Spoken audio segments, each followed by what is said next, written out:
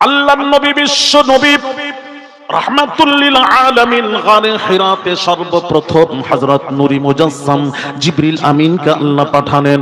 এই নূরি মুজাসসাম জিবরিল, তাড়াতাড়ি যাও রে জিবরিল, তাড়াতাড়ি যাও আমার হাবিবের কাছে কোরআন নিয়ে পৌঁছে দাও। সর্বপ্রথম কোরআনের আয়াত নাজিল হলো, নামাজের আয়াত নাজিল হয় নাই। রোজার আয়াত করেছেন, বাজ ওলামারা ব্যাখ্যা করেছেন, নবী বলেছেন মাই পড়া হুয়া নেহি হো, মানে আমি পড়তে জানি না। এ কাদের ব্যাখ্যা? এটা হলো যারা রাসূলকে নিরক্ষর জানে তাদের ব্যাখ্যা। নবী বলেছেন আমি জানি না, পড়তে জানি না, এটা তাদের ব্যাখ্যা। আস্তাগফিরুল্লাহ আল-আযীম, নবী জানেন না নয়, নবী বলছেন আমি পড়তে আসিনি, আমি তোদেরকে পড়াতে এসেছি। জিবরিলের কথাই যদি রাসূল পড়ে দিতেন তাহলে প্রমাণ হয়ে যেত জিবরাইল পড়ায়, রাসূল পড়েন, রাসূলের শিক্ষক জিবরিল।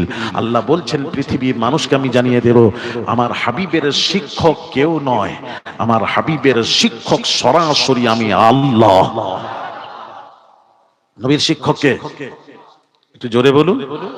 নবী দুনিয়ার পৃথিবীর কারোর কাছে শেখে পড়েননি, তাই নবীউল উম্মি, ওনার শিক্ষক সরাসরি আল্লাহ, সরাসরি আল্লাহ। নবীল উম্মির ব্যাখ্যা যদি নিরক্ষর করেন তাহলে আপনারা বলুন জ্ঞানী মানুষ, এতে এই আয়াতের শান বাড়লো না খাটো হলো? একটু কথা বলুন। বাড়লো। বুঝছেন কত রকম ওয়াজ শুনবে সব। এই জন্য ওয়াজ বুঝতে গেলে কিছু জ্ঞানের দরকার হয়। আলেম ওলামা হলে ভালো, আমার তো বড় বড় আলেমের দরকার। আমি বাংলাদেশে বড় বড় মুহাদ্দিস মুফাসসির বসে থাকেন, গর্ব করছি না শোনা। আমিনিয়া বসিরহাটে বড় বড় আলেম ওলামা থাকেন। 19 ফারুক যিনি বুখারী শরীফের আরবি সারা লিখেছেন সেসব উস্তাদরা বসেছিলেন, আর কুরসিতে আছে সবাই বসে থাকবেন। একটা সময় আধ ঘন্টা করে সময় দিচ্ছেন, হ্যাঁ 45 মিনিট আধ ঘন্টা সময় দিচ্ছেন, স্টেজে ওনারা বসে থাকবেন, ওয়াজ করতে হবে। সেই জায়গায় গুনাহগার ওয়াজ করেছে। এটা আমার পীর ও মুর্শিদের দোয়ার কথা বলছি। মেরে পাস না ইলম है ना अमल सिवाय बुजुर्गान दिन की दुआ के और कुछ है ही नहीं, अगर है तो यही एक चीज है। ভাইরা আমার, বাবাজিরা, আচ্ছা বলুন তো দেখি রাসূলুল্লাহকে যদি নিরক্ষর যদি বলেন আয়াতের উম্মির ব্যাখ্যা নিরক্ষর নেন, তাহলে রাসূলের শান বাড়লো না কমলো? কমলো না, নিরক্ষর নবী, যে নবীর শান কমে গেল। আর কোরআনে একটা আয়াত দেন যে আয়াতে নবীর শান আল্লাহ কমিয়েছেন, প্রত্যেক আয়াতে নবীর শান বাড়িয়েছেন। হাফেজে কোরআনরা সব আছেন, জিজ্ঞেস করুন। প্রত্যেক আয়াতে আল্লাহ পাক কোরআন পাকে ঘোষণা করেন ওয়ালাউ আন্নাহুম রাদু মা আতাহুমুল্লাহু ওয়া রাসূলুহু ওয়া ক্বালু হাসবুনাল্লাহু সায়ুতিনাল্লাহু মিন ফাদলিহি ওয়া রাসূলুহু। আল্লাহ পাক কোরআন পাকে ঘোষণা করেন কত না ভালো হতো আল্লাহ তার রাসূল যা দিয়েছেন তাতে সন্তুষ্ট থাকতো। যারা ফতোয়া অনুযায়ী চলবে অসুবিধা নেই। ফতোয়া আর তাকওয়া দুটো আলাদা। তাকওয়া কোথায়? তাকওয়া হচ্ছে আপনি যাত্রার বাড়িতে খেতে পারবেন না, দোকানের জিনিস কিনে খেতে পারবেন না। তাকওয়া ফুরফুরা জামানার মুজাদ্দিদুজ জামান আলা হযরত দাদা হুজুর পীর কিবলাকে মুরিদ দাওয়াত করে নিয়ে বাড়িতে গেছেন, দুধ দিয়েছে, হুজুর খাচ্ছেন না। বাড়িওয়ালা বলছে হুজুর আমার নিজের গাভীর দুধ, আমার খুব ইচ্ছা আপনাকে আমার গাভীর দুধ খাওয়াবো, আমার গাভীর দুধ। জামানার মুজাদ্দিদ বলছেন বাবা খাবো না। হুজুর আমার গাভীর দুধ বাজারের নয়। জামানার মুজাদ্দিদ বলছেন, মুজাদ্দিদুজ্জামান বলছেন উলিল আমর আবু বকর সিদ্দিক আল কুরাইশি রাহমাতুল্লাহ আলাইহি, তিনি বললেন তোমার গাবি তো ছাড়া থাকে, বিভিন্ন জায়গায় ঘুরে খায় দায়, পরের খায়, ওই গাবির দুধ খাওয়া আমি আবু বকরের জন্য জায়েজ নয়। ভালো করে বুঝেন, উনি তাকওয়া করেছেন ওনার জন্য ওটা। তাহলে এখন প্রশ্ন কি আমরা খেতে পারবো না? নিশ্চয়ই খেতে পারবেন, ফতোয়া অনুযায়ী খেতে পারবেন। ইমাম আহমদ বিন হাম্বলের কথাটা উঠেছে বলে যখন বলে দিই একটু পরিষ্কার করে দিই, তাই তো নাকি গো বলবে তো। ইমাম আহমদ বিন হাম্বল কত বড় ইমাম, বিশ্বের ইমাম, যিনি 7 লক্ষ হাদিসের হাফেজ ছিলেন ইমাম আহমদ বিন হাম্বল। জোরে বলুন কত লক্ষ? 7 লক্ষ হাদিসের হাফেজ ইমাম আহমদ বিন হাম্বল। ওই রুটি খেতেন তো, বাবরচিখানায় রুটি শেষ হয়ে গেছে, আটা শেষ হয়ে গেছে, তো বাবরচি কি করলো জানেন? ওনার ছেলের বাড়ি থেকে আটা নিয়ে সে রুটি তৈরি করে দিয়েছেন, ইমাম আহমদ বিন হাম্বলকে খেতে দিয়েছেন। ইমাম আহমদ বিন হাম্বল জিজ্ঞেস করলেন, বাবুর্চি আটা তো বাবুর্চি খানায় শেষ হয়ে গেছিল, তুমি আটা পেলে কোথায়, কোথা থেকে সংগ্রহ করলে? না হুজুর, আপনার ছেলের বাড়ি থেকে আটা নিয়ে এসে রুটি তৈয়ারি করে আপনাকে দিয়েছি খেতে। ইমাম আহমদ বিন হাম্বল হুজুর বলছেন, এ রুটি আমি খাবো না, সমুদ্রে ফেলে দেবে যাও। আশ্চর্য ব্যাপার, হুজুর খাবেন না কেন? আপনার ছেলের বাড়ি থেকে নিয়ে এসেছে, অন্য জায়গা থেকে নয়। ইমাম আহমদ বিন হাম্বল উত্তর দিচ্ছেন, আমার ছেলে বাগদাদের কাজী ছিল, বিচারক ছিল। সেই সময় আমার ছেলে আটা সংগ্রহ করে রেখেছিল, স্টক রেখেছিল। ওই স্টক রাখা আটার রুটি খাওয়া, আটার রুটি খাওয়া ইমাম আহমদ বিন হাম্বলের জন্য জায়েজ নয়, ওটা আমার ছেলের জন্য জায়েজ। বোঝেন বোঝেন, এর নাম হলো তাকওয়া। যারা পুরোপুরি তাকওয়া করে হয় সেটা চলবে না। ভাইরা আমার, বামাজিরা ও সোনার যুবকেরা, বামাজিরা শোনো, আমি আমার ওয়াজে যাই। ভাইরা আমার, বামাজিরা, আল্লাহ পাক কোরআন পাকে ঘোষণা করেন, ওয়ালাউ আন্নাহুম মারাদু মা আতাহুমুল্লাহু ওয়া রাসূলুহু, কত না ভালো হতো আল্লাহ তার রাসূল যা দিয়েছেন তাতে তারা সন্তুষ্ট থাকতো। ওয়াকালু হাসবুনাল্লাহ, আর বলতো আল্লাহ আমাদের জন্য যথেষ্ট। সাইয়ুতিনাল্লাহু মিন ফাদলিহি ওয়া রাসূলুহু, আল্লাহ দেন, রাসূলও দেন, মিন ফাদলিহি, তার ভান্ডার থেকে। দুইজনের কথা হচ্ছে ভান্ডার, ওয়াহিদের জমির এনে বলছে তার ভান্ডার থেকে। আল্লাহ কার ভান্ডার থেকে, কার ভান্ডার থেকে দেন? আল্লাহ বলছেন যেটাই আমি আল্লাহ, যেটা আমার সেটাই আমার রাসূলের, যেটাই আমার রাসূলের সেটাই হলো আমি আল্লাহ। ভান্ডার এক করে দিয়ে নবীর শানকে আল্লাহ বাড়িয়ে দিলেন। এই আয়াতে কারিমায় নবীর শান বাড়লো না কমলো? কে বাড়ালো? আল্লাহ পাক বাড়ালো। ভাইরা আমার, বামাজিরা, আল্লাহ পাক বলছেন, বলুন তো দেখি ধনী কে বানান? জোরে বলুন, ধনী আল্লাহ বানান। এই ওয়াজ শুনেছেন? তার কোরআনের ওয়াজ শুনেন। আল্লাহ পাক কোরআন পাকে ঘোষণা করেন, ধনী বানান, ধনী বানান আল্লাহ, ধনী বানান রাসূলুল্লাহ। ধনী আল্লাহ বানান, ধনী রাসূলও বানান। কোথা থেকে? মিন ফাদলিহি। দুইজনের কথা হচ্ছে ওয়াহিদের জমির আল্লাহ নিয়ে এলেন, কিন্তু এখানে তাসনিয়ার জমির আনা দরকার ছিল। আমি যদি বলি ইমাম হাসান, ইমাম হোসেন, দুইজনের কথা বলি, তখন কি বলবো জানেন? তখন আমাকে বলতে হবে রাদিয়াল্লাহু তাআলা আনহুমা। আর তিনজন হলে, তিনের অধিক হলে আমি কি বলবো? রাদিয়াল্লাহু তাআলা আনহুম। জামা একজন হলে রাদিয়াল্লাহু আনহু, হু জমির আসবে, ওয়াহিদ। ভালো করে বোঝেন, দুইজনের কথা হচ্ছে তাসনিয়ার জমিন আনছেন আল্লাহ।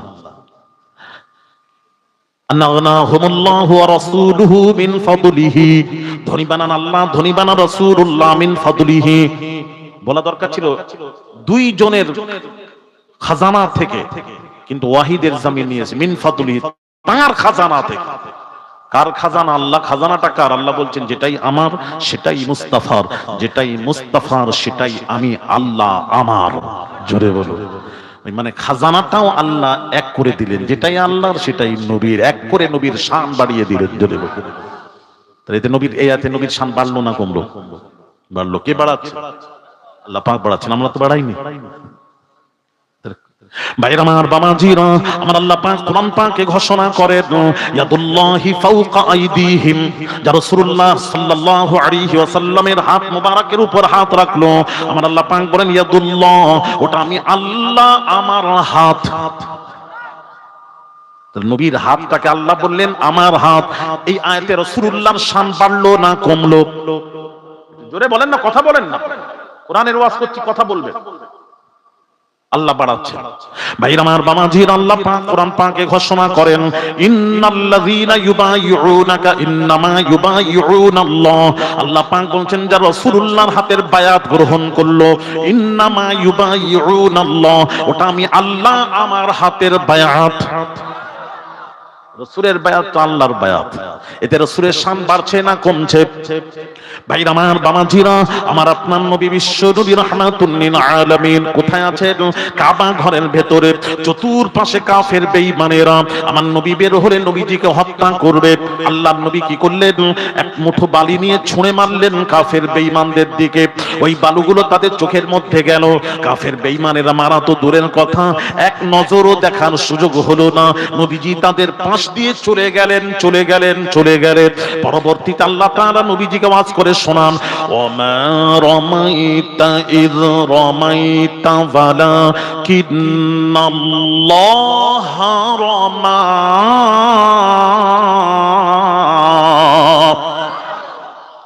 আল্লাহ পাক বলছেন মা রামাইতা, নফি করে দিলেন, হাবিব বালুগুলো আপনি ছোঁড়েননি। হালাকে নবী ছুঁড়েছেন। আল্লাহ বলছেন মা রামাইতা, নফি। ভালো করে বোঝেন, ওয়াজ ভালো লাগবে। বালুগুলো আপনি ছোঁড়েননি। দ্বিতীয় আয়াত আল্লাহ বলছেন ইয রামাইতা, যে বালুগুলো আপনি ছুঁড়েছিলেন। এটা ইসবাত, নফি ইসবাত। আমরা তরিকাপন্থী ভালো বুঝবেন, যারা তরিকার লাইনে নয় সে নফি ইসবাত বুঝবে কি?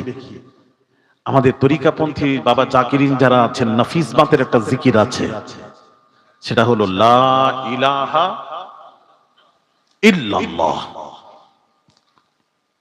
লা ইলাহা, এটা নফি, কেউ নেই। এই প্রথম কথাই কিন্তু ঈমান থাকবে না, কেউ নেই। ইল্লাল্লাহ ইসবাত, আল্লাহ ছাড়া কেউ নেই। নফিসবাত যখন এন্ড হয় তখন কথা পরিপূর্ণ হয়। নেগেটিভ পজিটিভ যখন এক হয় বাল্ব জ্বলে। ভালো করে মাথায় ঢোকান। আল্লাহ পাক এইটার জন্য বললেন মা রামাইতা, হাবিব বালুগুলো আপনি ছুঁড়েননি, নফি করে দিলেন। দ্বিতীয় আয়াত আল্লাহ বললেন ইয রামাইতা, যে ইসবাত, যে বালুগুলো আপনি ছুঁড়েছিলেন। নফিসবাত যখন এন্ড হলো, কথা পরিপূর্ণ হচ্ছে। আল্লাহ পাক এবার বলছেন ওয়ালাকিন্নাল্লাহা রামা।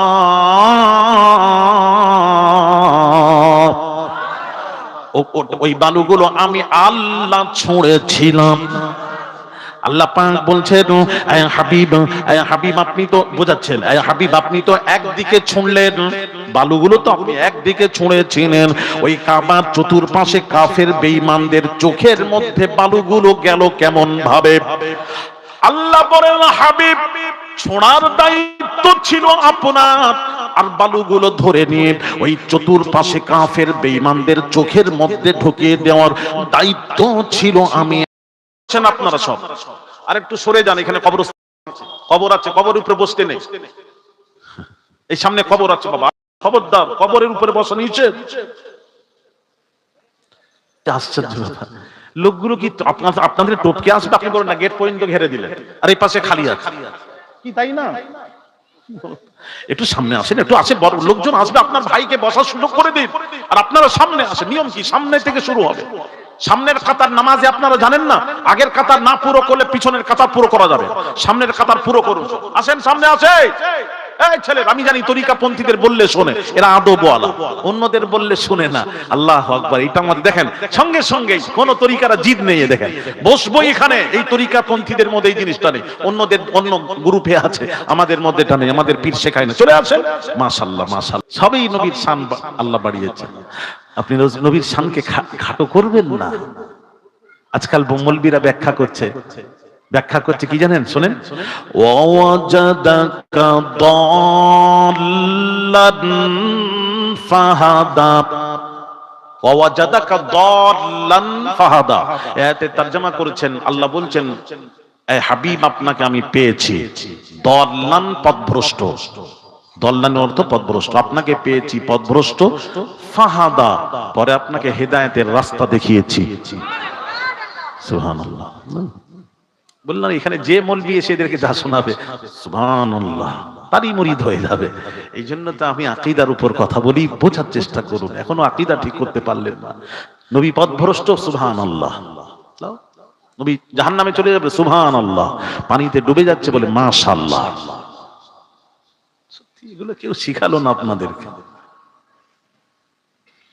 দেখছি আমাকে মাঝে মাঝে আসতে হবে।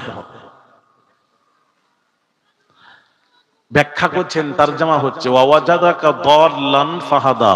আল্লাহ বলছেন হাবিব আপনাকে পেয়েছি পথভ্রষ্ট, পরে আপনাকে হেদায়েতের রাস্তা দেখিয়েছি। আচ্ছা আপনারা বলুন, এই আয়াতে তারজামা যদি এই করা যায় তাতে এতে রাসূলের শান বাড়লো তো? নবীকে পথভ্রষ্ট বলা হচ্ছে, এতে নবীর শান বাড়ছে। সত্যি গেলে নবী সম্পর্কে বুঝতে হবে যে বোঝে না তাদের ব্যাখ্যা। আপেল যদি আপনি জীবনে আপেল খাননি, আমি আপেলের স্বাদ যদি ওয়াজ করে বোঝাই, ঘন্টার উপর ঘন্টা যদি ওয়াজ করে বোঝানোর চেষ্টা করি, স্বাদ বুঝতে পারবেন? ওয়াজ শুনে বুঝতে পারবেন? ওটা ওয়াজ শুনে বোঝার জিনিস নয়, আপেলটা খেতে হবে। খেতে হলে খেলে বোঝা যাবে আপেলের স্বাদ কি।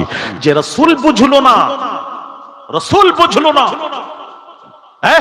এরাই বলে আমি যেখানে জলসায় যাই, বাংলাদেশে বড় বড়, খাস করে বাংলাদেশে বেশি হয়, আমাকে বলে আপনি রাসূলুল্লাহর শান এত বাড়াচ্ছেন, আপনি সীমা লঙ্ঘন করে ফেলছেন।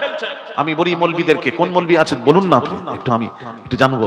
আমি তখন বলি ও মৌলবী, মৌলী সাহেব, নবীর তাহলে শান বাড়াতে বাড়াতে সীমা লঙ্ঘন করে ফেললাম। আমি তখন বললাম মৌলবী সাহেব, তাহলে আপনাদের কাছে রাসূলুল্লাহর সীমা বাঁধা আছে। আস্তাগফিরুল্লাহল আযীম। আমি বললাম মৌলবী সাহেব ভালো করে শুনুন, সীমা লঙ্ঘন তখনই করব যখন সীমা থাকবে। মুস্তাফার শান মান আজমাতের কোনো সীমাই নেই, তো লঙ্ঘন কিসের? একটু জোরে বলবেন না? তাহলে থাকে কোন বাপের বেটা মাওলানা মৌলবী আছো, একটু দাঁড়িয়ে বলো, আমি একটু শিখবো।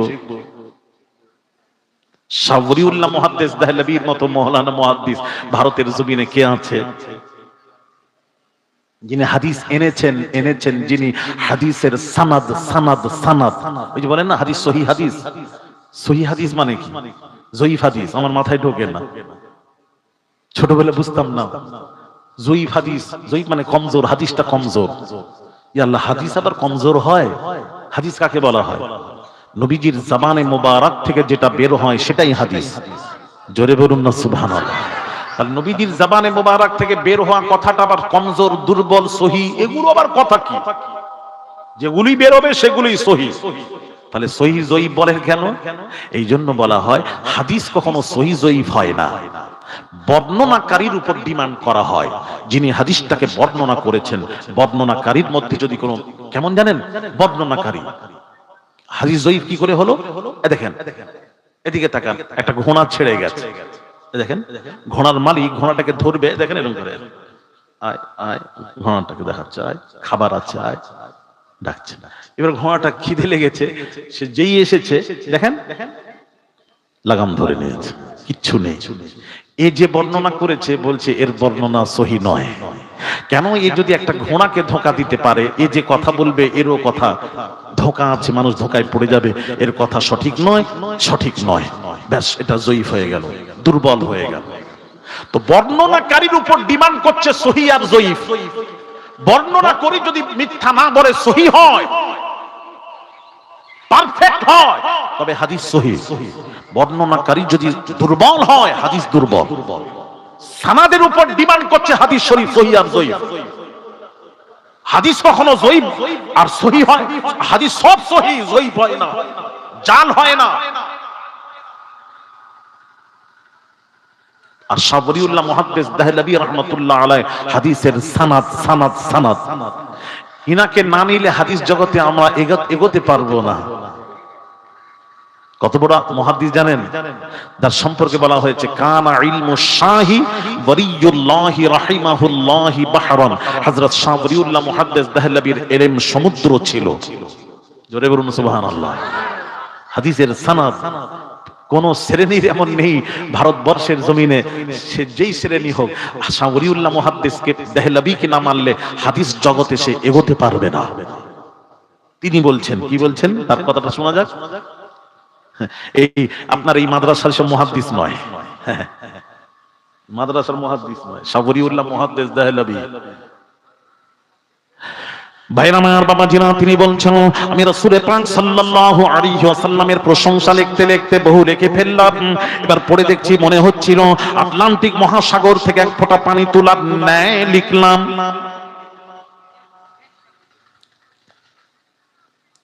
সাবরিউল্লাহ মুহাদ্দিস দেহলভী রাহমাতুল্লাহ আলাইহি হুজুর বলেন, পৃথিবীতে কি বললেন, পৃথিবীতে যত গাছ আছে গাছগুলি কেটে কেটে কলম বানানো যায়, পৃথিবীতে যত পানি আছে পানিগুলি যদি কালি বানানো যায়, তা দিয়ে আল্লাহ তার রাসূলের প্রশংসা লেখা যায়। সব গাছ পানি শেষ হয়ে যাবে, আল্লাহ তার রাসূলের প্রশংসা লেখে শেষ করা যাবে না। আরো জোরে বলুন, তার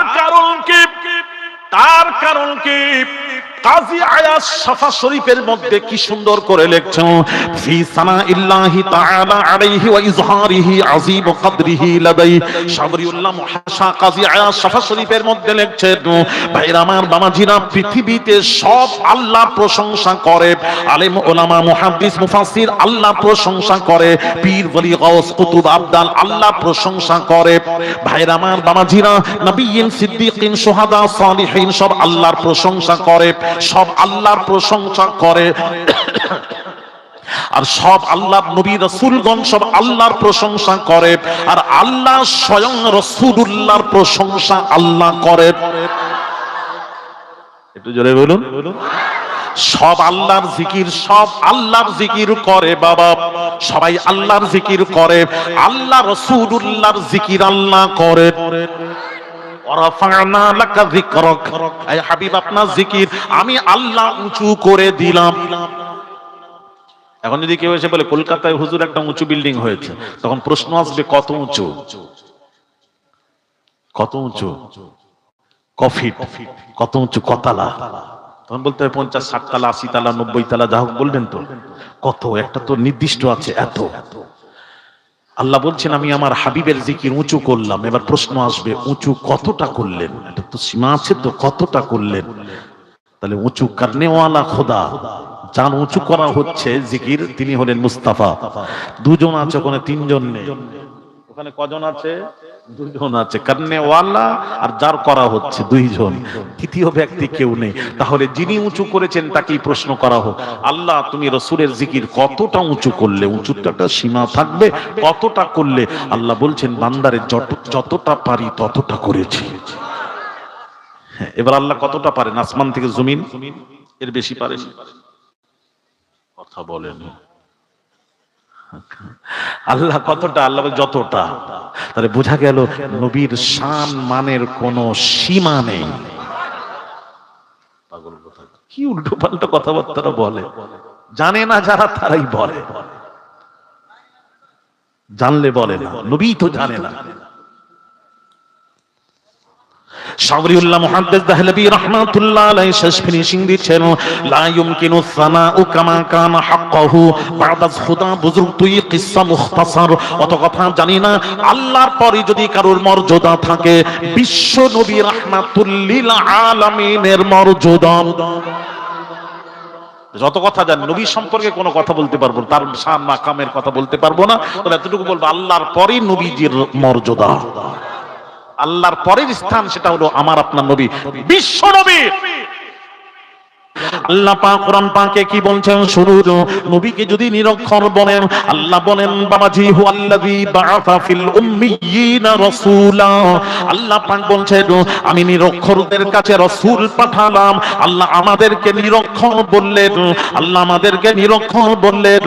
আর রাসূলকে যদি আপনি বলেন নিরক্ষর, আপনি রাসূলুল্লাহকে যদি বলেন নিরক্ষর, তাহলে রাসূলুল্লাহকে খাটো করা হবে, রাসূলুল্লাহকে খাটো করা হবে। আমরা নিরক্ষর, আল্লাহ বলছেন হুয়াল্লাযী বাআসা ফিল উম্মিয়িনা রাসূলা। আমার আল্লাহ বলছেন নিরক্ষরদের কাছে আমি আল্লাহ রাসূল পাঠালাম। আর সেই রাসূলকে নিরক্ষর যদি ব্যাখ্যা করেন, তাহলে ব্যাখ্যা কি হবে? নিরক্ষরদের কাছে নিরক্ষর রাসূল পাঠালেন, আঙ্গুল যাবে আল্লাহর কাছে, আল্লাহর দিকে আঙ্গুল চলে যাবে। যেমন আমি বোঝাচ্ছি, একটা বাবাজি একটা স্কুলে বা একটা মাদ্রাসায় একটা শিক্ষক নিয়োগ করেছেন ম্যানেজিং কমিটি, একটা শিক্ষক নিয়োগ করেছে, পড়াতে বসেছে, ছাত্র বলছে স্যার পড়ান। পড়ান এটা কি? বলে আমি। এটা কি স্যার? এটা কি হুজুর? এটা কি ওস্তাদ? এটা কি? বলে আমি নিজেই জানিনি তো তোদেরকে কি পড়াবো। আঙ্গুল কোন দিকে যাবে? ম্যানেজিং কমিটির দিকে যাবে। হাই, ম্যানেজিং কমিটি এমন একজন শিক্ষক নিয়োগ করলো, সে নিজেই নিরক্ষর, তাহলে ছাত্রদেরকে পড়াবে কি? তাহলে আঙুল যাবে নবীকে নিরক্ষর বললে, আল্লাহ নিরক্ষরদের কাছে নিরক্ষর রাসূল পাঠালেন, আঙুল যাবে আল্লাহর দিকে। বেয়াদবি করবেন না।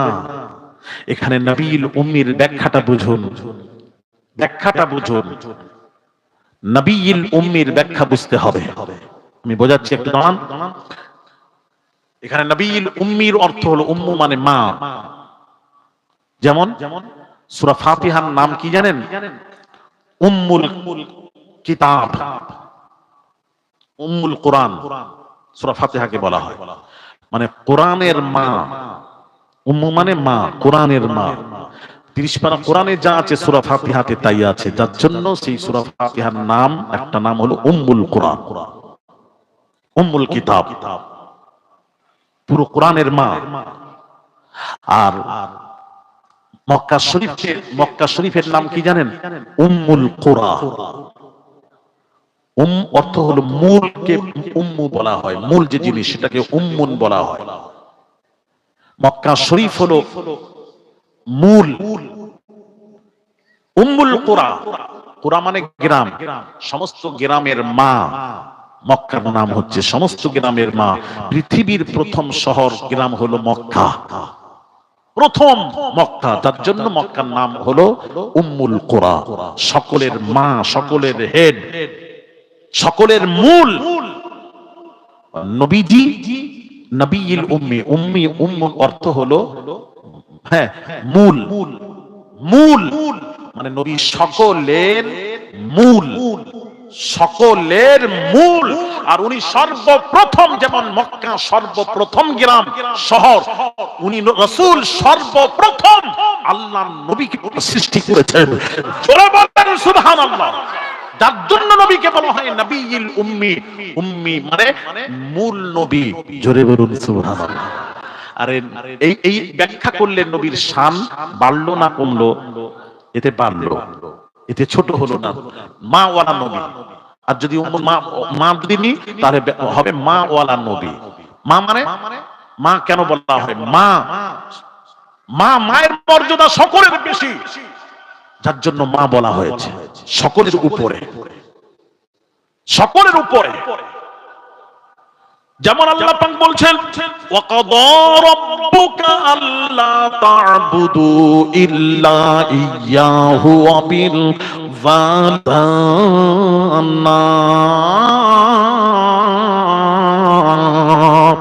আমার আল্লাহ পাক বলছেন, আমার ইবাদতের পর সর্বপ্রথম তোদের দায়িত্ব হলো তোরা পিতামাতার সাথে, সৎ মায়ের সাথে সৎ ব্যবহার কর। জোরে জোরে বলুন সুবহানাল্লাহ। পৃথিবীতে মা মূল, এই মায়ের সাথে ব্যবহার করো, সৎ ব্যবহার করো। বলা হয় ব্যাখ্যা নবীল উম্মি, মা ওয়ালা নবী। এতে নবীর সম্মান বাড়লো। আপনারা বলছেন, যারা বলছেন নবী নিরক্ষর, নবী লিখতে জানেন, যদি লিখতে জানেন উনি কারুর কাছে পড়েন, এই জন্য নবী যদি বলি পড়তে জানতেন, লিখতে জানতেন, প্রশ্ন আসবে, প্রশ্ন আসবে, তাহলে উনি পৃথিবীতে লেখেন না কেন? লেখেন না কেন? ভাইরা আমার, বাবাজিরা, এই জন্য আল্লাহ পাক কোরআন পাকে বলেন, মা কুনতা তাতলু মিন ক্বাবলিহি মিন কিতাব। আল্লাহ পাক বলছেন, হাবিব, আপনাকে পূর্বের আসমানি কিতাবের জ্ঞান আপনাকে শেখানো হয়নি। ওয়ালা তাহুত্তুহু বিয়ামিনিকা, আপনাকে ডান হস্ত দিয়ে আমি আল্লাহ আপনাকে লেখাইনি। লেখানো থেকে আল্লাহ স্টপ করে দিলেন, লেখাননি। কেন লেখাননি? আগের আয়াত পড়ুন, ইদাল্লার তাবাল মুবতিলু। লেখাননি। আল্লাহ পাক বলছেন, বাতিলরা প্রশ্ন তুলবে।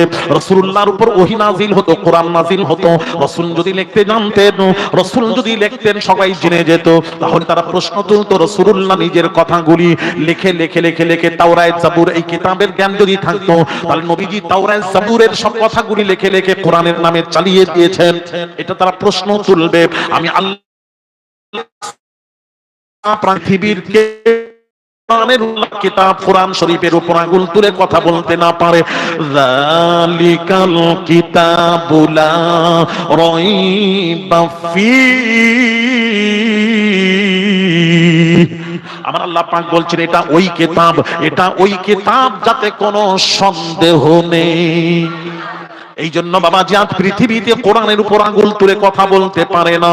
কোরআন শরীফ এমন একটি কিতাব বাবাজি কি বলবো, আজ পর্যন্ত 1450 বছর হয়ে গেল বাবা, কোরআন শরীফের একটা সমস্ত ধর্মগ্রন্থ অদল বদল হয়েছে, কিন্তু কোরআন শরীফের একটা জেরো জাবার, একটা নুক্তারও পরিবর্তন ঘটে না, আর কিয়ামত অবধি ঘটবে না। তার কারণ এটা সরাসরি আল্লাহর বাণী। জুরি জুরি বলুন এই কথা ঠিক কি না? এই জন্য আল্লাহ তাআলা নবীকে দিয়ে লেখা দিলেন। এবার একটু বলবো, আল্লাহ জানেন কোন মৌলবী নবীর সম্পর্কে কি ওয়াজ করবে, এটা আল্লাহ জানেন না? আল্লাহ সব জানেন।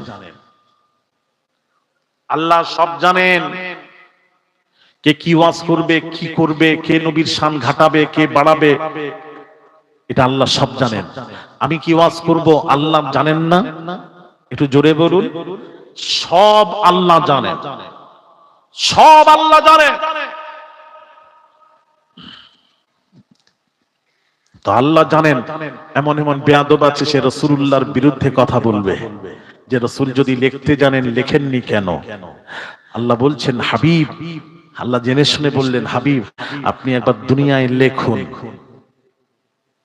বিসমিল্লাহির রহমানির রহিম নবী লিখেছেন, লেখা শিখিয়েছেন। বা এইভাবে লিখতে হয়, সিন এইভাবে লিখতে হয়, মিম এইভাবে লিখতে হয়,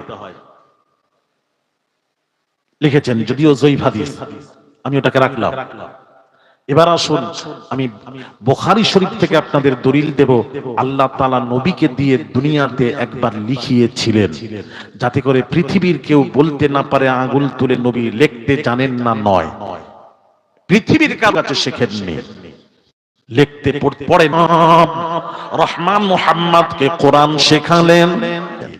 আমি যদি বলি লিখিয়েছেন, তাহলে আলেম সমাজ আমাকে বলবে আলী আসগর হুজুর আপনি দলিল দেবেন। দলিল চাই।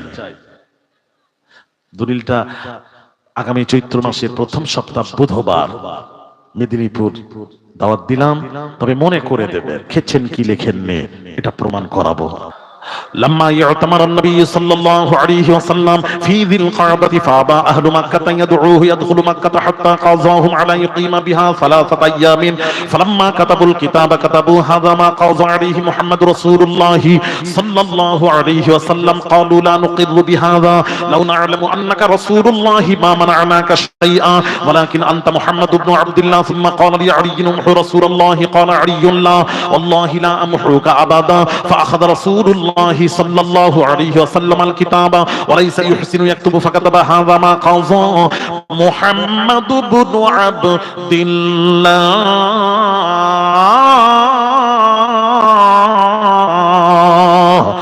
رواه البخاري বুখারী জোরে বলুন বুখারী শরীফের হাদিস বুখারী থেকে পড়ছি রাবি হচ্ছেন বর্ণনাকারী হচ্ছেন বারা ইবনে আযিব রাদিয়াল্লাহু তাআলা আনহু বর্ণনাকারী বাবাজিরা বারা ইবনে আযিব রাদিয়াল্লাহু তাআলা আনহু থেকে বর্ণিত আল্লাহর নবী বলেন আল্লাহর নবী বাবাজি হাদিস শরীফ বাবাজি আল্লাহর নবী জিলকাদ মাসে উমরা করতে গেলেন মক্কার কাফেররা রাসূলুল্লাহকে মক্কায় ঢুকতে দেবে না জি হলো 3 দিন পর মক্কা ছাড়তে হবে আল্লাহর নবী রাজি হয়ে গেলেন আমার নবীর কোনো জিদ ছিল না ফালাম্মা কাতাবুল কিতাব কাতাবু হাযা মা কাযা আলাইহি মুহাম্মাদুর রাসূলুল্লাহ তখন বললেন তোমরা আমাকে কি মানো বলো মুহাম্মদুল্লাহ মারিনা কেটে দিন কাটুন নবী যখন তখন কি বললেন জানেন কি মানো তোমরা আমাকে ওয়ালাকিন আনতা মুহাম্মদকে রাসূলুল্লাহ মানিনা কাটুন নবী যখন নিজের পরিচয় দিয়েছিলেন নিজের পরিচয় দেননি নবীর পরিচয় আল্লাহ দিয়েছেন আল্লাহ বললেন হাবিব আপনাকে পাঠালাম আপনার পরিচয় আমি দেব আর আমার পরিচয় আপনি দেবেন একটু জোরে বলুন নবী এলেন একদিন ঘুমিয়ে আছেন হযরত বিলাল রাদিয়াল্লাহু তাআলা আনহু নবীকে তুলতে এসেছে قالت فجاء بلال فأذنه بصلاة الفجر হযরত বিলাল রাদিয়াল্লাহু তাআলা আনহু তিনি বলছেন, আমি এবার ফজরের আযান দিয়ে রাসূলুল্লাহকে তুলতে গেলাম, গিয়ে দেখছি ফালাম্মা রাআহু ইয়াবকি, আল্লাহর নবী চোখ দিয়ে টস করে পানি পড়ছে, নবীজি কাঁদছেন। তখন হযরত বিলাল রাদিয়াল্লাহু তাআলা আনহু বলেছিলেন, ক্বালা ইয়া রাসূলুল্লাহ আদাবকি, ইয়া রাসূলুল্লাহ, ইয়া হাবিবাল্লাহ, হুজুর আপনি কাঁদছেন কেন? আপনি কাঁদবেন কেন? আশ্চর্য জিনিস, আপনি কেন কাঁদবেন? তার কারণ কাদ গাফারাল্লাহু লাকা মা তাকদ্দামা মিন যামবিকা ওয়া মা তাআখার, রব্বুল আলামিন মাসুম নবী, বেগুনাহ নবী, নিষ্পাপ নবী, আপনি আবার কাঁদবেন কেন? কারা কাঁদে? গুনাহগার যারা তারা কাঁদে, আল্লাহ আমার গুনাহ মাফ করে দাও, আল্লাহ অনেক পাপ করেছি, নাফরমানি করেছি। আর আপনি তো বেগুনাহ, মাসুম, বেগুনাহ, আল্লাহ তাআলা আপনার আগের পেছনের গুনাহ মাফ করে দিয়েছেন। হে রাসূল, আপনি তারপরও কাঁদছেন কেন?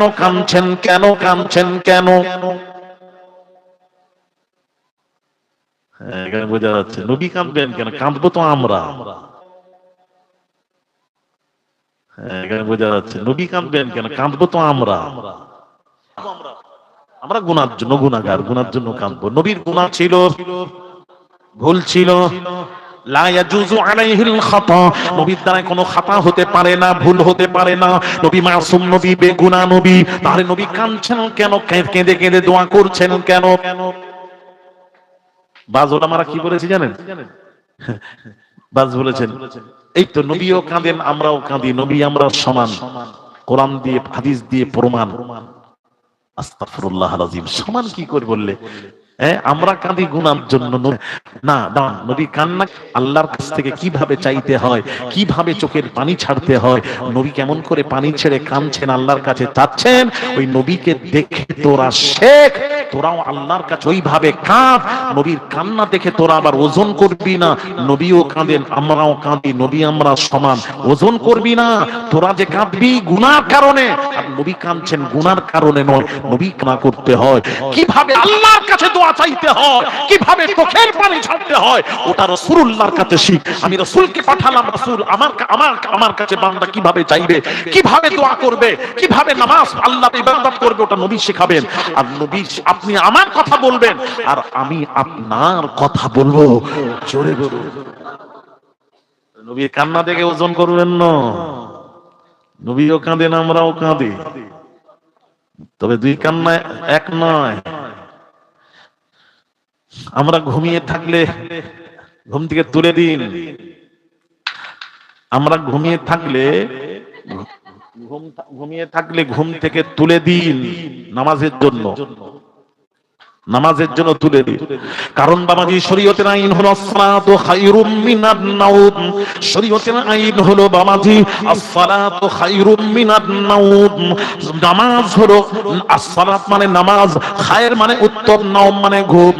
সকল ঘুম হতে আল্লাহর নামাজ হলো উত্তম। এই জন্য শরীয়তের আইন হলো বাবাজি, ফজরের সময় রাত্রিতে ঘুমিয়ে থাকে কোন পীর সাহেব, হাজী সাহেব, গাজী সাহেব যদি ঘুমিয়ে থাকে, তো নামাজ কাজা হওয়ার সম্ভাবনা যদি থাকে, আপনি নামাজের জন্য তাকে তুলে দিন, নামাজের জন্য তুলে দিন। তার কারণ হলো সালাতু খায়রুম মিনান নাওম, শরীয়তের বিধান হলো তোমার ঘুম উত্তম নয়, তোমার ঘুম হতে, সকল ঘুম হতে আল্লাহর নামাজ উত্তম। এই কথা ঠিক না বেঠিক? এই জন্য ফজরের আজানে মুয়াজ্জিন আজান দেয়, অতিরিক্ত কথা বলে আজানে আসসালাতু খায়রুম মিনান নাওম, ঘুমিয়ে থেকো না, ঘুম উত্তম নয়, ঘুম হতে আল্লাহর নামাজ উত্তম। এই জন্য বাবাজি মাহবুবে সুবহানী কুতুবে রব্বানী হযরত শাইখ মুহিউদ্দিন আব্দুল কাদের জিলানী আল বাগদাদী হুজুর যদি ঘুমিয়ে থাকেন, নামাজ কাজা হওয়ার সম্ভাবনা যদি থাকে, আপনি গাউসে আযমকে আদবের সাথে নামাজের জন্য তুলে দিন। তার কারণ হলো সালাতু খায়রুম মিনান নাওম। আবু বকর সিদ্দিক রাদিয়াল্লাহু জন্য তুলে দিন, তার কারণ সালাতু খায়রুম মিনান নাওম। আবু বকরের ঘুম উত্তম নয়, আবু বকরের ঘুম হতে আল্লাহর নামাজ হলো উত্তম। বেঈমানরা শুয়ে থাকে, নামাজ কাজা হওয়ার সম্ভাবনা যদি থাকে, এবার কি করবেন? ৭২-এর ১-এর ব্যাখ্যা হচ্ছে নবীকেও তুলে দিন। আহলে সুন্নাহ ওয়াল জামাত বলছেন না, নবীকে তোলা যাবে না। তার কারণ হলো সকল ঘুম হতে আল্লাহর নামাজ উত্তম, আর আল্লাহর নামাজ হতে নবীজির ঘুম হলো উত্তম। জোরে বলুন, আরো জোরে বললেন না? আল্লাহ নামাজ হতে নবীর ঘুম উত্তম। নবীর কাছে এসে মাসলা চেঞ্জ হয়ে গেল।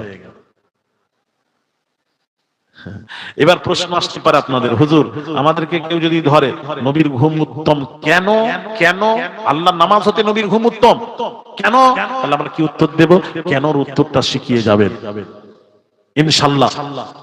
ওটা আগামী ইনশাআল্লাহ চৈত্র মাসের প্রথম সপ্তাহ বুধবার, চৌঠা চৈত্র বুধবার।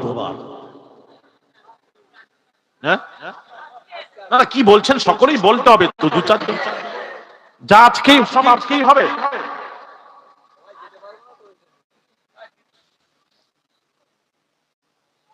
কি করবেন আজকে? কখন শুনবেন? এখন একটু শুনে রেখে দেন, উত্তরটা দিতে হবে তো। উত্তরটা শুনেন, শুনেন ভাইরা আমার, নবীর কাছে গেলে ব্যাখ্যা আলাদা, এগুলো তো বুঝতে হবে। নবী বুঝলে তো ব্যাখ্যা করবে, নবী বুঝলে তো ব্যাখ্যা করবে। দেখেন দেখেন আমার দিকে তাকান, নবী বুঝলে তো ব্যাখ্যা করবে।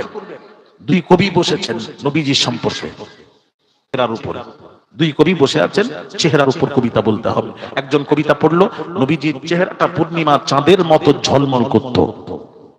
একজন কবিতা পড়লো, কবিতা পড়ছেন, मैं ओ शायर नहीं, मैं ओ शायर नहीं, शायर মানে কবি, मैं ओ शायर नहीं जो चांद कह दूं उनके चेहरे को, मैं उनकी कफस पा पर चांद को कुर्बान करता हूं। একটু জোরে বলবেন না? দ্বিতীয় কবি কি বলছেন? আমি তোর মতন কবি নই, তুই বললি নবীর চেহারাটা পূর্ণিমা চাঁদের মতন, তোর মতন কবি আমি নই যে নবীকে পূর্ণিমা চাঁদের মতো বলবো, বরঞ্চ আমি বলবো নবীজির নাল মোবারক, অর্থাৎ হলো জুতো মোবারকের সামনে পূর্ণিমার চাঁদ কিছুই নয়। একটু জোরে বলা যাবে? নবীজি জুতো মোবারকের সামনে পূর্ণিমার চাঁদ কিছু নয়। তাহলে দুই ব্যাখ্যার মধ্যে পার্থক্য কতটুকু? অনেক। হ্যাঁ, এই জন্য নবী যারা বুঝেছে তার ব্যাখ্যা আলাদা। সকল ঘুম হতে নামাজ উত্তম, আর আল্লাহ নামাজ হতে নবীজির ঘুম উত্তম। এবার নামাজ হতে নবীর ঘুম উত্তম কেন, কেন উত্তরটা কবে নেবেন? বাইরে আমার বাবা জিরাই দিকে তাকান, আমার দিকে তাকান, উত্তরটা নিন। এই জন্য নবীজি ঘুমিয়ে তাই যার জন্য নবীকে ঘুম থেকে তোলা যাবে না। নবীর ঘুম উত্তম নামাজ হতে বিশ্ব নবীর ঘুম অবস্থায় ওহী নাজিল হয়। আরো জোরে, আপনি যখন নবীকে তুলতে যাবেন ওই সময় যদি ওহী নাজিল হতেও তো পারে। কথা বলেন না, বোঝেন না? আপনি যে সময় তুলতে যাচ্ছেন, নামাজ কাজা হয়ে গেলে আপনি দেখছেন নামাজ কাজা হয়ে যাচ্ছে, আপনি যে সময় তুলতে যাবেন ওই সময় নবীর উপর ওহীও তো নাজিল হতে পারে। নবী তো নামাজ অবস্থায় ওহী নাজিল হয়, সব সময় নাজিল হতো। কোন সময় নাজিল হচ্ছে তুমি তো জানবে না, তার জন্যই বলা হয়েছে আমার নবী ঘুমিয়ে থাকলে নবীজিকে তোলা যাবে না, সেটা নামাজ হলেও তোলা যাবে না। আল্লাহর নামাজ হতে নবীজির ঘুম উত্তম কেন? নবীজির ঘুম অবস্থায় ওহী নাজিল হয়, ওহী নাজিল হয়, ওহী নাজিল হয়। আর আমাদের ঘুম হতে নামাজ উত্তম কেন? আমাদের ঘুম অবস্থায় শয়তান নাজিল হয়।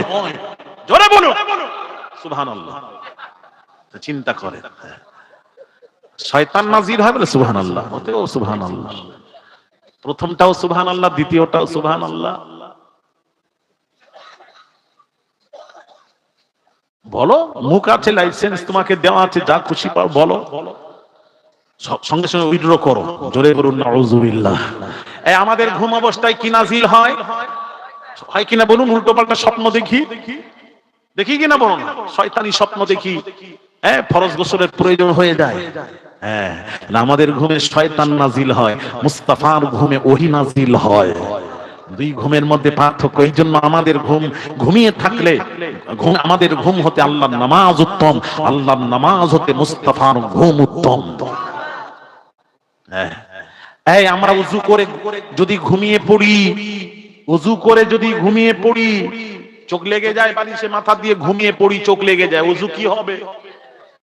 নষ্ট হয়ে যাবে, ভেঙে যাবে। নামাজ পড়তে গেলে আবার পুনরায় ওযু করে নামাজ পড়তে হবে, এটা মাসলা। তাহলে আমাকে বলুন, আমাদের ঘুমে ওযু নষ্ট হয়ে যায় বাবা, হয়ে যায়, কিন্তু বাবাজি সমস্ত ফাকিগণ লিখেছেন আল্লাহর নবী বিশ্ব নবী রাহমাতুল লিল আলামিনের ঘুমে ওযু নষ্ট হয় না। আর একটু জোরে বলা যাবে না, নবীর ঘুমে ওযু নষ্ট হয়। এবার কেউ প্রশ্ন যদি করে কেন, কেনর উত্তরটা আপনারা দেবেন। আমি এতক্ষণ সব উত্তর দিয়েছি, এবার উত্তরটা আপনারা দেবেন, কেন নবীর ঘুমে ওযু নষ্ট হয় না। তাড়াতাড়ি।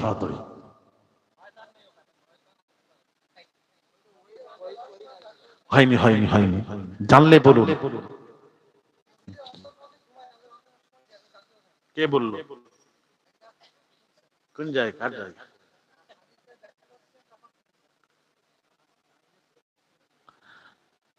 জায়গাটা পরে জেনে নেবেন, আপনারা জেনে রাখবেন, ভালো করে জেনে রাখবেন, এর ব্যাখ্যাটা আমাকে আবার পরে জানাবেন। কি নাম?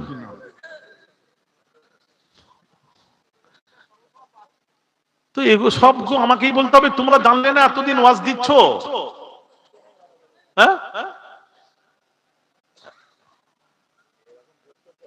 এরকম বক্তব্য হয়নি, তাহলে আমাকে ডাকেন না কেন? এবার ডাকবেন, এবার অবশ্যই ডাকবেন। এই জন্য বাবাজি, যে নবী বোঝে না তার ব্যাখ্যা আমি বোঝাচ্ছি, আপনারা একটা বুঝুন না। বাইরে আমার বাবাজিরা, নবীর ঘুমে ওযু নষ্ট হয় না, হয় না, হয় না। কেন হয় না? উত্তরটা আমি হাদিস থেকে আমরা নেব, যেই সে বললে তো হবে না, হাদিস থেকে নেব। বাইরে আমার বাবাজিরা, আল্লাহ নবী পাক জবান ইরশাদ করেন, এদিকে তাকান, নবীর ঘুমে ওযু নষ্ট হয় না। একদিন কি হয়েছে জানেন? এদিকে তাকান। হযরত বেলাল রাদিয়াল্লাহু তাআলা আনহুকে নবী বললেন, বেলাল আমি ঘুমোচ্ছি, ফজরের আযান দিয়ে আমাকে তুলে দেবে। ঘুমোচ্ছেন, এমন সময় বেলাল যখন রাসূলকে তুলতে এলেন, তখন সূর্য উঠে গেছে, ফজর কাজা। নবীজি বললেন, বেলাল তোমাকে আমি বললাম না আযান দিয়ে তুলে দেবে, তুললে না কেন? না ইয়া রাসূলুল্লাহ, আমিও তো মানুষ, বসে থাকতে থাকতে আমারও ঘুম লেগে গেছে, আমিও ঘুমিয়ে পড়েছি, নামাজ কাজা। কত বুঝতে পেরেছেন? আল্লাহ নবী কি করলেন? বাড়িতে গেলেন, বাড়িতে গিয়ে আয়েশা সিদ্দিকা রাদিয়াল্লাহু তাআলা আনহা, জান আয়েশাকে গিয়ে ঘটনা শোনালেন। আয়েশা শুনবে, আজকে আমার ফজরের নামাজ কাজা হয়ে গেছে। যেই বলেছেন, আমাদের আয়েশা সিদ্দিকা রাদিয়াল্লাহু তাআলা আনহা লাখো লাখো হাদিসের হাফেজা ছিলেন। একটু জোরে বলে যাবে না? নারীদের মধ্যে সবচেয়ে বেশি হাদিস রিওয়ায়াত করেছেন আম্মা জান আয়েশা সিদ্দিকা রাদিয়াল্লাহু তাআলা আনহা। তিনি কি বলছেন জানেন? আম্মা জান আয়েশা বলছেন, ইয়া রাসূলুল্লাহ, আপনার পাক জবানে মোবারক থেকে আমি আয়েশা শুনেছি, আপনি তো বলেছেন আইনাইয়া তানামানি ওয়ালা ইয়ানামু কলবি, রাওয়াহুল বুখারী। আপনি তো বলেছেন আমার চোখ ঘুমায়, দিল জেগে থাকে, আমি সব জ্ঞানে থাকি, সব জানতে পারি। ইয়া রাসূলুল্লাহ, এটা তো আপনারই কথা, চোখ, আপনার তো চোখ ঘুমায়, দিল জেগে থাকে, সব জানতে পারেন। যদি সব জানতে পারেন, তাহলে ফজরের নামাজটা কাজা হয়ে গেল, ওটা জানতে পারলেন না? নবী বললেন, এর ভেতরে অনেক রহস্য আছে। আমি আর রহস্যটার দিকে টানছি না, রহস্য আছে। বুঝতে পেরেছেন? নবীজির নামাজ কাজা হতে পারে না, প্রশ্নই জাগে না। হাদিস শরীফকে সামনে রেখে যদি বিচার করেন, নবীজির নামাজ কাজা হতে পারে না। কাজা হয়, আমার ঘুমিয়ে গেছি, নামাজ কাজা হয়ে গেছে। নবীজির কাজা হতে পারে না কেন? নবীজি পাক জবানের ইরশাদ করেন, আইনাইয়া তানামানি ওয়ালা ইয়ানামু কলবি, রাওয়াহুল বুখারী, বুখারীর হাদিস।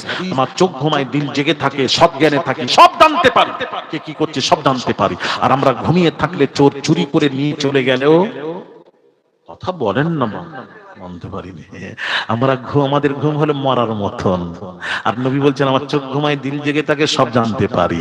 সব যখন জানতে পারলেন, তার নামাজ যখন কাজা হচ্ছিল ওটাও তো জানতে পেরেছিলেন। তাহলে আপনার কেমন করে জানতে যখন পারেন, জানতে পারলে তো আপনার নামাজ কাজা হতে পারে না। ইয়া রাসূলুল্লাহ, আয়েশা ধরেছেন, কেমন করে আপনার নামাজ কাজা হয়? এর ভিতরে অনেক, ওদিকে যাচ্ছি না, গলিতে ঢুকলে আবার আমি খুঁজে পাবো না, মেন রাস্তায় যেতে উঠতে পারবো না। ভাইরা আমার, বাবাজিরা, তাই বলছিলাম নবীজির প্রত্যেকটা জিনিসটা দেখবেন সব আলাদা, আমাদের থেকে আলাদা। উনি শরীয়ত, উনার দ্বারাই ভুল হতে পারে না। উনি যেটা করবেন, যেটা উনার দ্বারাই হবে, ওটা ভুল যদি হয়, ভুল আবার শরীয়ত হয় না, ওনার দ্বারা যেটা হবে সেটা শরীয়ত হবে। সুতরাং নবীর উপর আঙুল তুলে কথা বলার আগে বুঝে শুনে কথা বলবেন, ব্যাখ্যা করার আগে বুঝে শুনে ব্যাখ্যা করতে হবে। নবীজির ওযু ঘুমে ওযু নষ্ট হয় না কেন? কেন? এই জন্য হয় না, নবীজি চোখ ঘুমায় দিল জেগে থাকে, নবী সব জ্ঞানে থাকেন, সব জানতে পারেন, যার জন্য तमाम ফাকিগণ লিখেছেন নবীজির ঘুমে ওযু নষ্ট হয় না। একটু জোরে বলা যাবে না? ভাই আমার বাবাজিরা, যাক ভাই আমার বাবাজিরা, অনেক কথা বললাম, ওই কথাটা বলে দিই, হাদিসের ব্যাখ্যা করে দিয়ে রাসূল লিখতে জানেন কি জানেন না?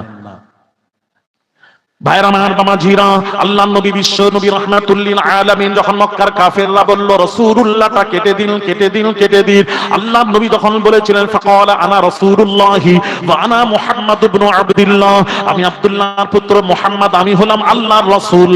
কাফেররা বলল না মানবো না, মানবো না, কাটুন, ওটা কাটুন, সহ্য হচ্ছে না। তখন নবীজি বলেছিলেন ক্বালা আলিয়ুল্লাহ সুম্মা ক্বালা লি আলিয়ুন রাসূলুল্লাহ, ওরে আলী রে, রাসূলুল্লাহটা কেটে দাও, কেটে দাও, কেটে দাও, কেটে দাও, কেটে দাও। হযরত আলীকে যখন নবী বললেন, শেরে খুদা আলী কাল্লামাল্লাহু ওয়াজহু কি বলেছিলেন শুনুন, ক্বালা আলিয়ুল্লাহ ওয়াল্লাহি লা আমহুকা আবাদা, ইয়া রাসূলুল্লাহ, ইয়া হাবিবাল্লাহ হুজুর, আপনার ইয়া রাসূলুল্লাহ, ইয়া হাবিবাল্লাহ হুজুর, ওই নামটা কাটা, রাসূলুল্লাহটা কাটা আমার পক্ষে সম্ভব নয়। আলী বললেন আমার দ্বারা সম্ভব নয়, কাটলেন না। এর দ্বারা কি বলছে জানেন? বাজ উলামারা বলেছেন আলী রাসূলের আদেশ মানেননি, কাটেননি। এটা আদেশ মানলো নি? কেমন ব্যাখ্যা করছে? এর কারা ব্যাখ্যা করছে? কারা ব্যাখ্যা করছে? আলীকে দেখছেন, শেরে খুদা নাকি জীবনে এই ওয়াজ শুনিনি, এখন নতুন করে বাংলাদেশে শোনা যাচ্ছে।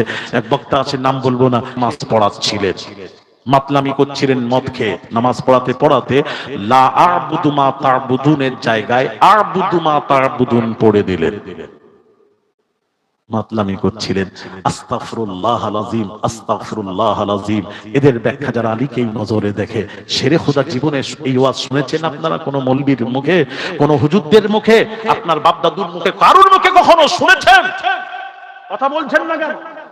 শেরে খুদার যে আবু তালিব আলীকে ছোট্ট থেকে রাসূলুল্লাহর হাওয়ারে শুতে দিয়েছিলেন। হ্যাঁ, কোন আলী জানে? হওয়ার পর নামাজ, সকলেই নামাজ ফরজ হওয়ার পর নামাজ সবাই পড়ছি, কিন্তু আলী কখন থেকে নামাজ পড়তেন জানেন? যখন নামাজ এখনো ফরজ হয়নি, ফরজ হওয়ার আগে নবীজি নামাজ পড়তেন। আলী তাহলে ফরজ হয়নি, তার আগে নামাজ বুঝেছিলেন আলী। আর তুমি বলছো আলী মদ খেয়ে নামাজ পড়াচ্ছিলেন কোন সময়? যখন হারাম হয়নি, তার আগে। তার আগেও যদি হয়, তাহলে কোন আলীর সম্পর্কে শানে কথা বলছেন? যে আলী ফরজ নামাজ ফরজ হয়নি, তার আগে নামাজ পড়তেন, নামাজ বুঝতেন। আর সেই আলী এখনো মদ হারাম হয়নি, মদ হারাম হওয়ার আগে এই মদে নেশা হয়, আলী জানতেন না? আলী মদ খেয়েছিলেন, খেয়ে নামাজ পড়াচ্ছিলেন। কোন আলীর সম্পর্কে আঙুল তুলেছো তুমি? আল্লাহ কোরআনে বলছেন কোন আলী? আল্লাহ পাক বলছেন কোরআনে, ইন্নামা ইউরিদুল্লাহু লিইয়ুযহিবা আনকুমুর রিজসা আহলাল বাইতি ওয়া ইউতাহহিরাকুম তাতহীরা। আমার আল্লাহ পাক কোরআন পাকে বলছেন, হে হাবিব, আপনার আহেল পরিবার না, পরিবারের মধ্যে ৫ জনকে আল্লাহ বললেন, এদেরকে আমি ঘোষণা দিলাম পৃথিবীতে ৫ জন হলেন পাক। জোরে জোরে বলুন, ওয়ায়ুতাহিরাকুম তাতহীরা, পাক পাঞ্জিতান। তাদের নামে কোরআন নাযিল হলো, পাক পাঞ্জিতানের নামে। আল্লাহর নবী, ইমাম হাসান, ইমাম হুসাইন, সাইয়্যিদাতুন নিসা ফাতিমা, শেরে খুদা আলী কাররামাল্লাহু ওয়াজহু, এই ৫ জনের উপর কোরআন নাযিল হলো। আল্লাহ বললেন এরা হলো পাক, পবিত্র। আর সেই আলীকে তুমি আগুন তুলে কথা বললে আলী নাকি মদ খেয়ে নামাজ পড়তে পড়তে লা আ'বুদু মা তা'বুদুনের জায়গায় আ'বুদু মা তা'বুদুন পড়ছো। এত বেয়াদবি শুরু করেছো আহলে বাইতের শানে। রাসূলুল্লাহর শানকে, নবীকে উম্মি বলেছো, রাসূলের শানে বেয়াদবি করেছো। ভাই আমার বাবাজিরা, খাদিজা থেকে ইনটেক বলেছো, তার জন্য আল্লাহর গজব পড়লো। আল্লাহ বলেন যা, বাংলাদেশ থেকে বিতাড়িত হয়ে চলে যাওয়া।